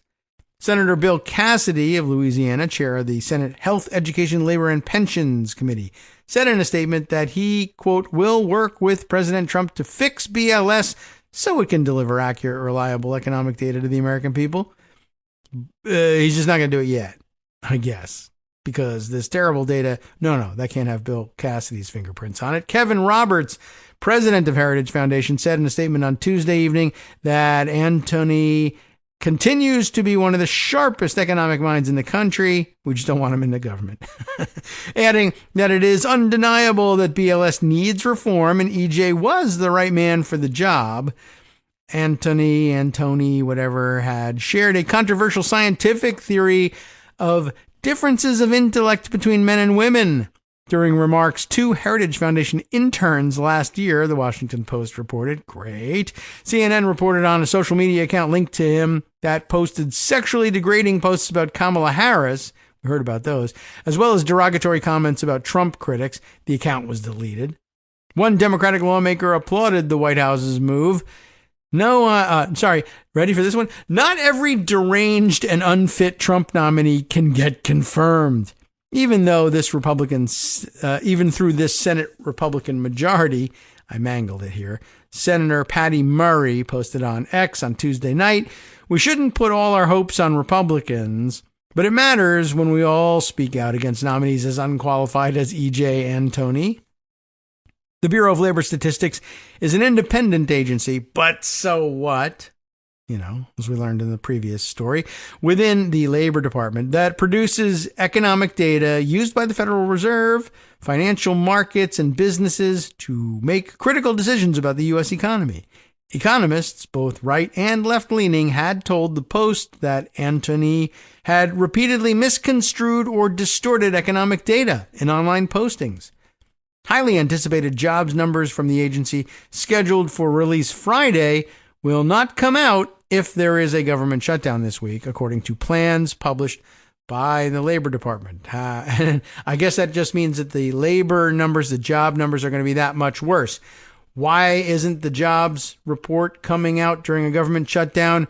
We had to fire the guys who prepare the jobs numbers, including the economist who puts his stamp on them. There's no head of BLS, and everybody who is responsible for Xeroxing copies of this and handing it out to reporters, you're fired too. Looks like the jobs report is going to be great once they revise it. Sounds good. All right, how about one more thing I think we can fit in to round out today's show? I've got a piece that when I filed it away in Instapaper was running under the title, in the New York Times, under the title of "The Right Didn't Catch Cancel Culture from the Left," but now apparently has got a new headline to it, which reads, "We have seen the woke right before." And it wasn't pretty then either. Same essay, written, of course, by Nicole Hemmer. I say, of course, because I hadn't scrolled to her name on the screen yet, and I needed something to waste time until I got there. I'd be interested if I can spot where both of the titles that this has run with come from in this piece, but let's get moving and make sure that you are up to speed on what's going on here. All right. When President or Vice President J.D. Vance, hopefully never president, sat down to host an episode of Charlie Kirk's podcast days after the conservative activist's assassination, he came with a directive. When you see someone celebrating Charlie's murder, call them out, he said, and hell, call their employer. Not that right-wing activists needed the encouragement. Conservatives had already begun scouring social media for comments like that, along with posts they deemed too critical of Mr. Kirk's career, in an effort to get the people who made them fired, tossed off social media, or even imprisoned. The purge has come with such speed and force that it feels like the beginning of a new era. Although, I will say this, it probably felt that way when you started working on this, and now feels like that is fading fast, and they are just about done with bothering to think about Charlie Kirk anymore. Just a feeling. Maybe only in my corner of the online world, but maybe not elsewhere. Anyway, as we were saying, it seemed like the beginning of a new era, the rise of the censorious right. But Mr. Vance's comments signaled that what had started as a run-of-the-mill social media campaign was becoming a whole-of-government effort. They did try. Brendan Carr, the chairman of the Federal Communications Commission, threatened ABC over comments made by the late-night host Jimmy Kimmel. And maybe it was his reinstatement that made it feel like they were giving up. I don't know. And, of course, those comments from Carr were, "We can do this the easy way or the hard way." And that definitely deserves dramatic music.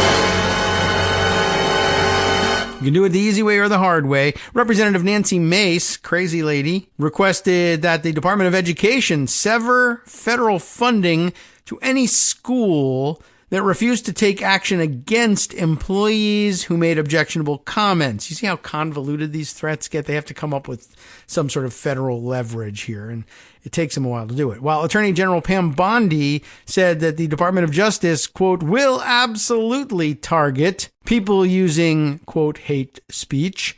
After a strong backlash, by the way, she reframed hate speech as unlawful threats of violence. Critics have branded these conservative cancelers the woke right. I guess that's where that comes from. It's the idea that the illiberalism that has swallowed the progressive left, what we often refer to as wokeness, has come for the right. And of course, this had to come from the free press's Barry Weiss, naturally, who would give such a statement, who explained in the introduction to a podcast on the subject. And while conservatives are split over whether this is a positive development or a negative one, they all seem to agree on one point. The right learned its vengeance politics, they say, from the left. Turnabout is fair play, the conservative activist Christopher Rufo posted on X. Right-wing cancel culture was simply an effective strategic tit for tat. Well, you know how I feel about these ideas that I've just discovered a tit for tat. There's usually a little bit of titting and tatting before that, and you're just conveniently leaving it out. That argument rests on a flawed premise. Well, I don't know if it's my flawed premise, but another one anyway, that the right has been devoted to open debate and restrained government power, only reluctantly abandoning these principles to counter left-wing illiberalism. But the right did not learn cancel culture from the left. The modern right in America emerged as a censorious movement. It took decades for its free speech faction to develop, and even then, it has only ever been a minority part of the coalition.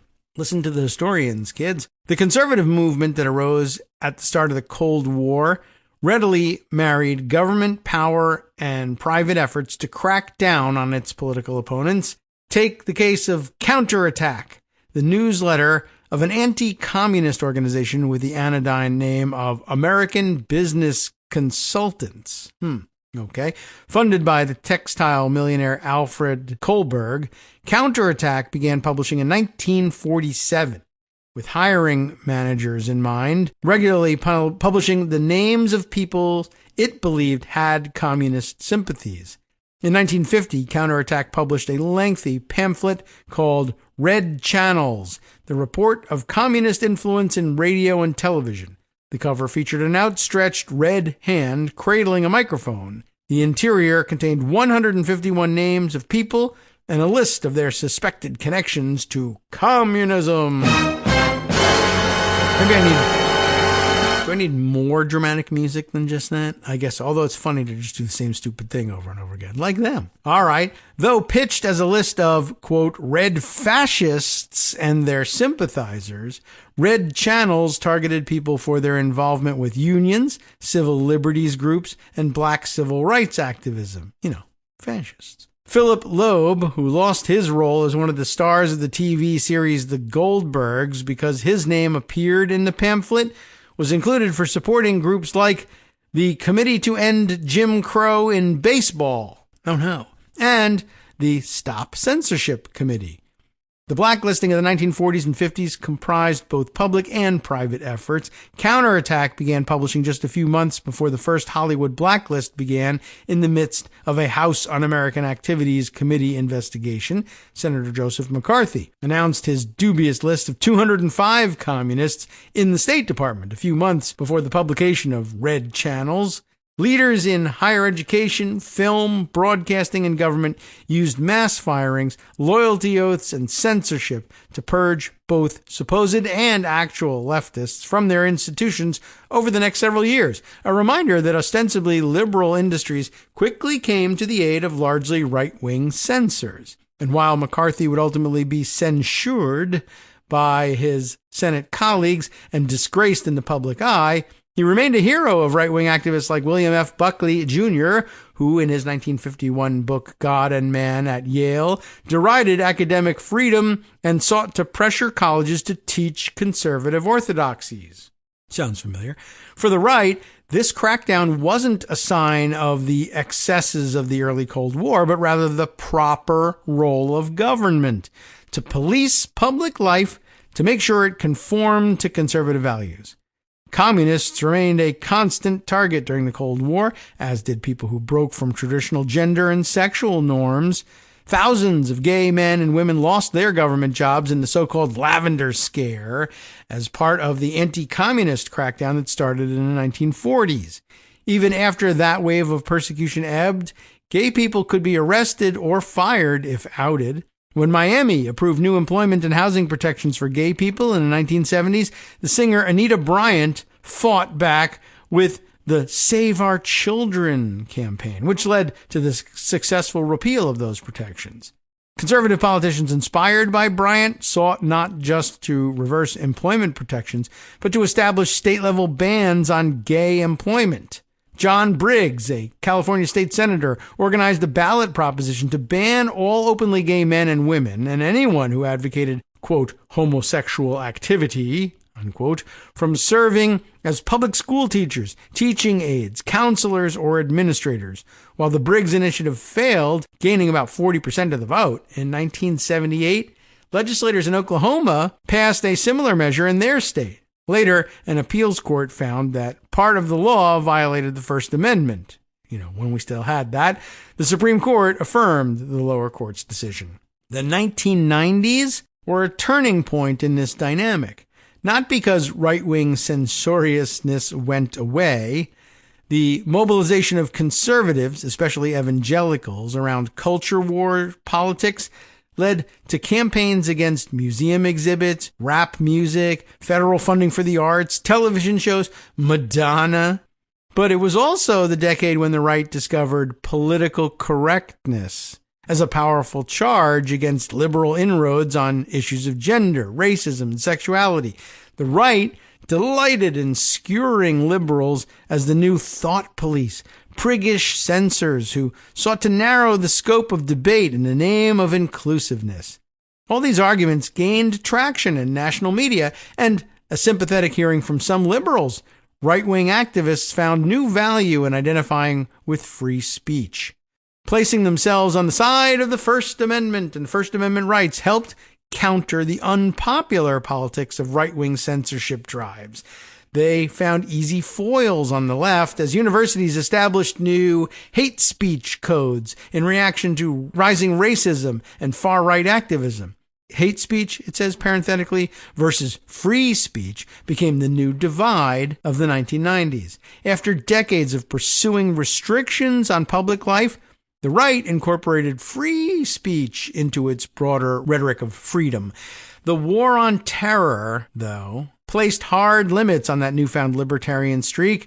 Though the civil liberties faction would remain part of the conservative coalition, the new era after September 11th tilted the scales back toward using state power and social pressure against perceived enemies. The White House press secretary denounced Bill Maher, the host of Politically Incorrect, note the show's name, after he insisted that the terrorists who carried out the attack were not cowards. Interestingly, most people missed that the conservative activist Dinesh D'Souza, a guest on that night's show, also insisted that they were not cowards. You have a whole bunch of guys who were willing to give their life. None of them backed out. All of them slammed themselves into pieces of concrete. These are warriors. Not long after, ABC canceled the show. Oh, not ABC. Nor did it take progressive keyboard warriors to teach the right how to use the internet for cancellation campaigns. When Van Jones was appointed as an advisor for the Obama administration's Green Jobs Initiative, the right-wing broadcaster Glenn Beck and the blog WorldNet Daily began a sustained attack on him. They were soon joined by Republican politicians like Representative Mike Pence, who called for Mr. Jones to resign or be fired. His extremist views and coarse rhetoric have no place in this administration or the public debate, Mr. Pence said, before abandoning that principle for a while. Conservatives went through Mr. Jones's past statements, accusing him of making offensive comments about Republicans. He once called them something unprintable, and signing a conspiracy-minded petition about the Bush administration and the 9/11 attacks. Mr. Jones ultimately resigned. Or consider Shirley Sherrod, who worked for the U.S. Department of Agriculture as the State Director of Rural Development in Georgia. One morning in 2010, a website run by the right-wing activist Andrew Breitbart posted a video of Ms. Sherrod deceptively edited to make it appear that she used her position to discriminate against white farmers.